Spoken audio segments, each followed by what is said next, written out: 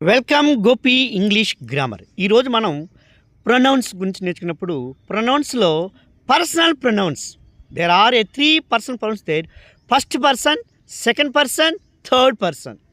First person అంటే I నేను, second person అంటే యు నీవు, థర్డ్ పర్సన్ అంటే he she it.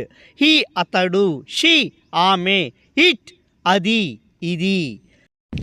I you he she it ఎన్ని సింగులర్స్. సో ఫ్లోరల్స్ ఏంది దే వారు, వి మనము మేము. ఎన్ని సబ్జెక్ట్స్ అంటారు. I you he she it they we ఏదైనా పేరు వచ్చినప్పుడు ఇవన్నీ కూడా సబ్జెక్ట్స్ అంటారు.